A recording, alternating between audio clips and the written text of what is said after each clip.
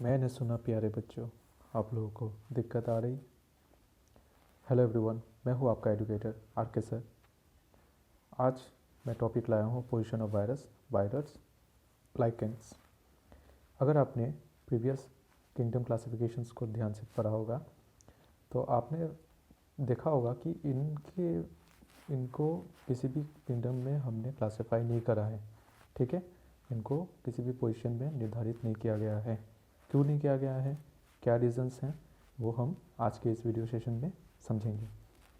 तो पहला है वायरसेस का नाम किसने नहीं सुना। हाल ही में अगर आप वायरस का नाम हम लेते हैं तो सबसे पहले हमारे जहन में आता है कोरोना वायरस, जिसने हाल ही में आतंक मचा रखा है पूरे दुनिया में।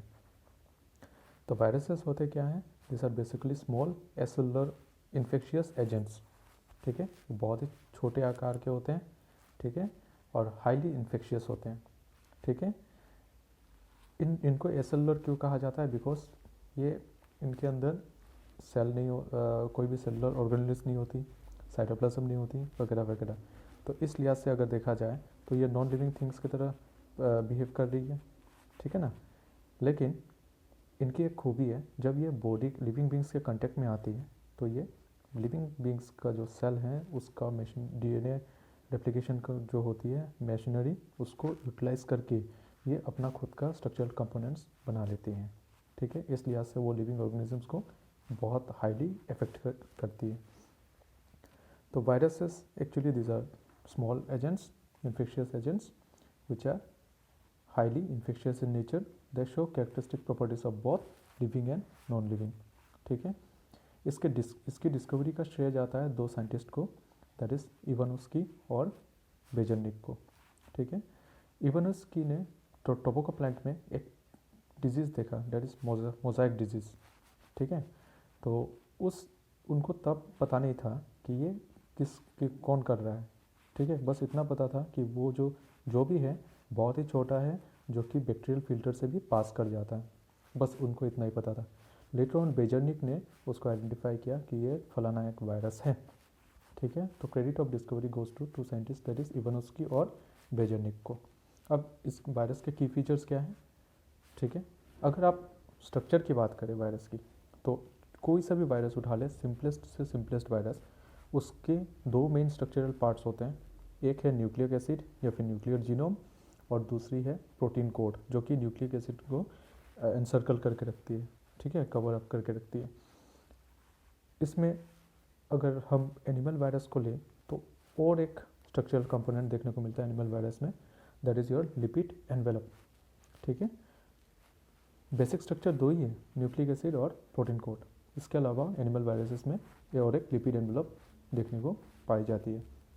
ना जो न्यूक्लिक एसिड होता है वायरस का, वो आइदर डीएनए होगा या फिर आरएनए होगा। ठीक है, दो ही है, डीएनए या फिर आरएनए। इसमें इम्पोर्टेंट बात यह है कि जो वायरस जिसमें RNA as a nucleic acid होता है, वो प्लांट किंगडम को ही इन्फेक्ट करती है, और जिस वायरस में डीएनए होता है न्यूक्लिक एसिड के तौर पे, वो एनिमल किंगडम को इन्फेक्ट करती है। ठीक है, अब वायरसेस को नॉन लिविंग हम इसलिए कहते हैं क्योंकि उनको हम क्रिस्टलाइज्ड कर सकते हैं। ठीक है, viruses can be crystallized outside the living cell, इस लिहाज से वो नॉन लिविंग प्रॉपर्टी शो कर रही है। ठीक है, उनको एसेलुलर इसलिए कहा जाता है बिकॉज उनमें साइटोप्लाज्म नहीं होता, न्यूक्लियोप्लाज्म वगैरह ये सब कुछ नहीं होता। ठीक है, अगर देखा जाए ऑन द अदर हैंड, अगर देखा जाए कि वायरस को अगर वायरसेस किसी लिविंग ऑर्गेनिजम्स के कांटेक्ट में आती है, किसी लिविंग सेल के कांटेक्ट में आती है, तो वो क्या करती है, वो लिविंग सेल की डीएनए रेप्लिकेशन मशीनरी को यूज़ करके, ठीक है, मैनिपुलेट करके वो अपना खुद का स्ट्रक्चरल कंपोनेंट्स बनाती है। ठीक है, इस लिहाज से देखा जाए तो यह लिविंग प्रॉपर्टी शो कर रही है कि नहीं। ठीक है, जिस वजह से वायरसेस को ना तो हम किसी भी किंगडम में उसको पोजीशन कर पाए हैं। ठीक है, क्योंकि यह दोनों टाइप के प्रॉपर्टी शो करती है, that is dual nature of property show करती है। अब अगर देखा जाए तो वेरियस टाइप ऑफ वायरसेस हैं इस प्लैनेट में, जिसके कुछ टाइप्स हमने यहाँ पे फोटो में डाला हुआ है।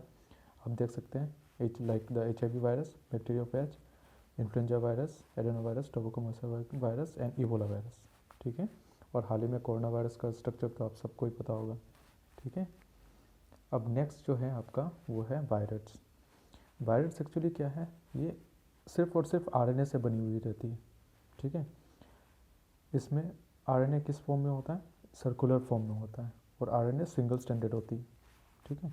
अगर आप इस पिक्चर को ध्यान से देख रहे हैं तो इसमें क्या दिख रहा है, सर्कुलर फॉर्म है, उसके नीचे एरो मार्क देकर लीनियर फॉर्म दिखा रहा है। ये लीनियर फॉर्म कैसे होती है, जब उनमें इंटरनल बेस पेयरिंग होती है तभी जाके ये लीनियर शेप पकड़ती है। या फिर उसके फोर्थ वाले पिक्चर को अगर देखेंगे ऊपर से नीचे की तरफ तो देखेंगे आप ब्रांच स्ट्रक्चर दिख रही है, तो वो कैसे होता है, इंटरनल बेस पेयरिंग के कारण ही होता है, ठीक है। तो वायरस क्या है, they are the smallest known pathogens, ठीक है। They are naked, that means ढके हुए नहीं रहते हैं किसी प्रोटीन कोट के अंदर में या फिर किसी मेम्ब्रेन के अंदर में। वो नॉर्मली सर्कुलर होते हैं, सिंगल स्टैंडर्ड आरएनए मॉलिक्यूल्स होते हैं वायरस, ठीक है।